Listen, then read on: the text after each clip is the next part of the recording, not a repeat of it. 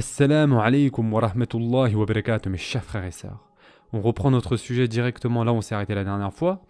Donc nous avions dit que Allah subhanahu wa ta'ala a créé notre ruh à chacun d'entre nous à partir de Adam alayhi salam.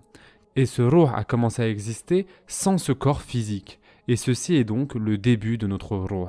Et concernant cela, Allah subhanahu wa ta'ala a dit dans le Coran: et quand ton Seigneur tira une descendance des reins des fils d'Adam et les fit témoigner sur eux-mêmes, ne suis-je pas votre Seigneur? Ils répondirent: mais si, nous en témoignons, afin que vous ne disiez point au jour de la résurrection: vraiment, nous n'y avons pas fait attention. Surat Al-A'raf, verset 172. Et donc, Allah Azza wa Jal fait témoigner tous ces ruhs contre qui? Contre eux-mêmes, afin que le jour du jugement, ils ne puissent pas nier et dire qu'ils n'ont pas fait exprès. Et quelle est donc cette question qu'Allah Azza wa Jal pose? Ne suis-je pas votre Seigneur? Et quelle est la différence entre dire je suis votre Seigneur et ne suis-je pas votre Seigneur? La première façon de le dire, c'est dans un but pédagogique. C'est pour apprendre. C'est-à-dire, ce genre de choses se dit pour une personne qui ne sait absolument rien. Tu leur dis, voici ton Seigneur, voici ton prophète, voici ton livre. La deuxième façon de le dire est rhétorique. Et la question posée ici n'est pas pour apprendre quelque chose, mais plutôt pour confirmer cette chose en question, qui est déjà connue de tous. Une question rhétorique n'est jamais utilisée pour apprendre des choses, mais pour confirmer une chose déjà connue. Et de ce fait, Allah Azza wa Jal n'a pas besoin de nous apprendre qui est notre Seigneur. Et ce point, mes chers frères et sœurs, est très important et a un sens très très profond. Allah Azza wa Jal n'a pas besoin de nous apprendre qui nous a créés, qui est notre Seigneur. Allah Azza wa Jal est simplement ici en train d'affirmer: ne suis-je pas votre Seigneur? Et qu'est-ce que nous avons tous répondu à cette question?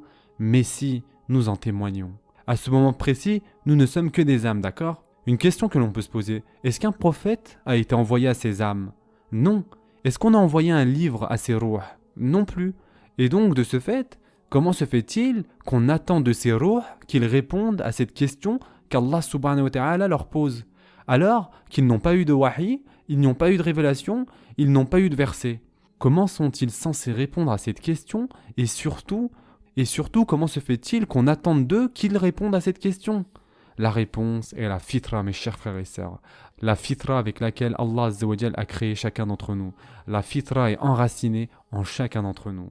Et en effet, Allah Azza wa Jal dit dans le Coran: dirige tout ton être vers la religion exclusivement pour Allah. Telle est la nature qu'Allah a originellement donnée aux âmes. Pas de changement à la création d'Allah.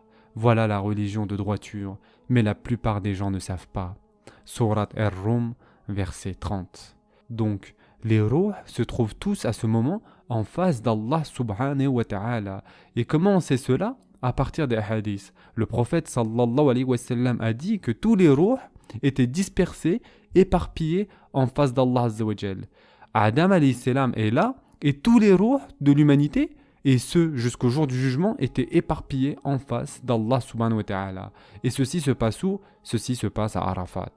Nous étions tous présents ce jour-là. Notre père était présent, nos ancêtres étaient présents, tout le monde était là, nos enfants étaient là, les enfants de nos enfants étaient là. Chaque être humain qui va vivre ne serait-ce le temps que d'une seule respiration était là ce jour-là.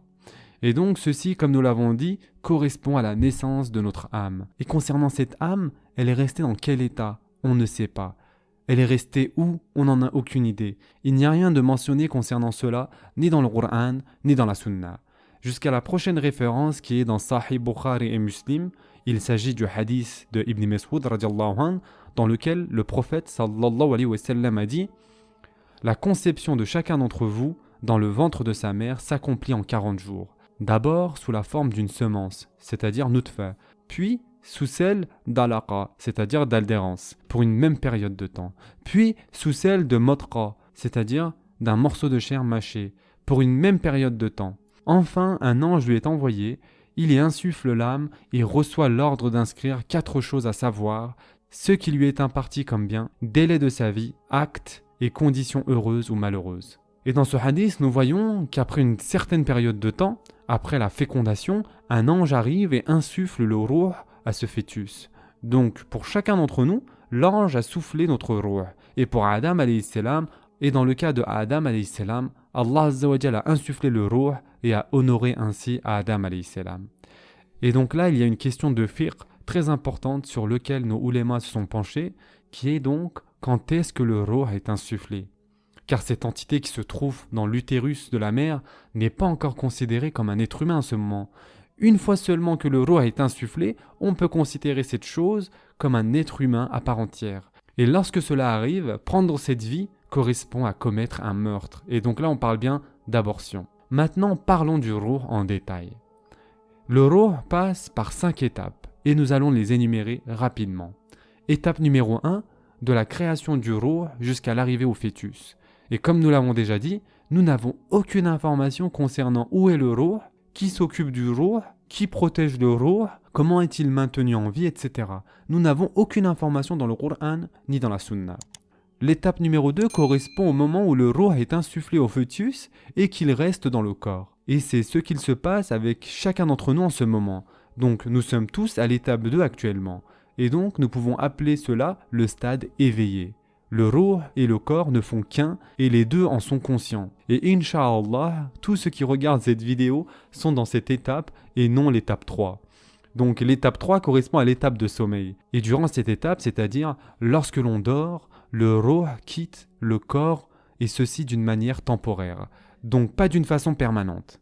Et nous savons que pendant cette étape, le ruh a toujours une connexion avec le corps. Quelle est donc cette connexion? Nous ne savons pas.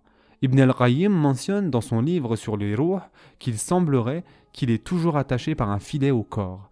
Et c'est pour cette raison que lorsqu'il se passe quelque chose dans l'environnement où se trouve le corps, le ruh arrive en vitesse et c'est pour cette raison que l'on sursauterait. Cette explication est celle de Ibn al-Qayyim. Et le fait que le ruh et le corps se séparent durant la phase de sommeil est très explicite, que ce soit dans le Coran ou la Sunna. Allah Azza wa Jal dit dans le Coran: Allah reçoit les âmes au moment de leur mort ainsi que celles qui ne meurent pas au cours de leur sommeil. Il retient celles à qui il a décrété la mort, tandis qu'il renvoie les autres jusqu'à un terme fixé. Il y a certainement là des preuves pour des gens qui réfléchissent. Surat Az-Zumar, verset 42. Et c'est pourquoi notre prophète, sallallahu alayhi wa sallam, a dit: le sommeil est le frère de la mort. Et c'est pourquoi d'ailleurs que c'est très commun qu'une personne meure pendant son sommeil. N'avez-vous jamais remarqué que parfois vous allez à la mosquée pour le Salatul Fajr et là il manque une personne qui avait l'habitude d'être toujours présente pour la prière. Ensuite, quelques minutes après, vous entendez quoi? Le Salat qui est donné. Et d'ailleurs, comme le sommeil est le frère de la mort, on en déduit qu'il n'y aura pas de sommeil au Jannah, ou au Jahannam d'ailleurs. Il n'y aura pas besoin de dormir. Nous serons toujours éveillés, et ce pour l'éternité. Allah Azza wa Jal le dit clairement dans le Coran. Il retient celle à qui il a décrété la mort, tandis qu'il renvoie les autres jusqu'à un terme fixé. Et là, on parle de l'étape de sommeil. Et donc, cette étape de sommeil est la 3e étape. L'étape numéro 4, et nous allons en parler en détail lorsqu'on y arrivera, c'est l'étape du barzakh, qui est l'intervalle de temps lorsque la connexion entre le ruh et le jasad se casse. Et donc le ruh va dans la zone appelée le barzakh. Et ensuite, l'étape 5 arrive, qui correspond au moment où Israfil va souffler par la permission d'Allah Azza wa Jal pour la dernière fois dans la trompe.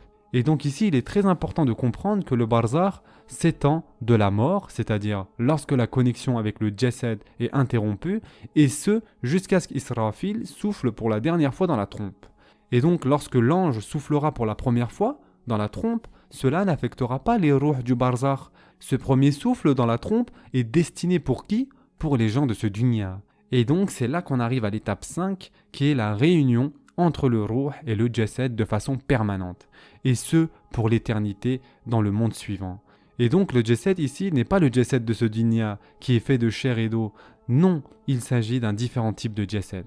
Allah Azza wa Jal dit dans le Coran: au jour où la terre sera remplacée par une autre, de même que les cieux et où les hommes comparaîtront devant Allah l'unique, le dominateur suprême.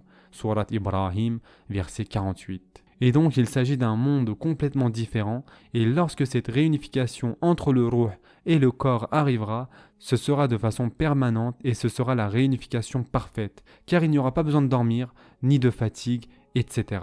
On va s'arrêter ici pour aujourd'hui.